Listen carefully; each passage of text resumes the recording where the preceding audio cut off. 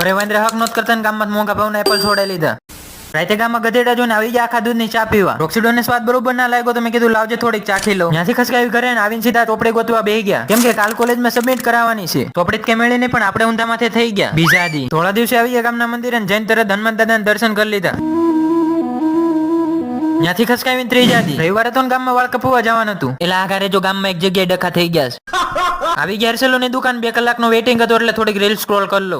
કોઈ મેળનો આવ્યો એટલે ખસકાવી સીધી ઘરે અને યુટ્યુબમાં 1-2 અડદની દાળની રેસીપી જોઈ નાખી. હટાહટ બધા મસાલા તૈયાર કરીને અડદની દાળ બનાવી દીધી. અને રોક્સીડોનનું કામ, એક ગાડી એપલ વેચવા આવી તો આપણે 1 કિલો ઉઠાઈ લીધા. એપલ નો મોબાઈલ લેવાનું સપનું છે, એના માટે પેલા ઓરિજિનલ એપલ ખાવા પડે. એપલ એટલે કે સફરજન ખાઈને હુઈ ગયો. કલાક પછી ઉઠીને પેલા 90 ફોલોવર્સ વાળું મોઢું ધોયું. વિડીયો એડિટ કરવા ધાબા ઉપર ગયો, ત્યાં ઉપર સુરત દાદાના, નીચે વાંદરા હક કરવાનો જ દેતા. પુષ્પા એન્ડ પુષ્પા રસ કા બાપ. ચેલેન્જ નો 5મો દિવસ પૂરો થાય, ફોલો કરવાનું ભૂલતા નહીં.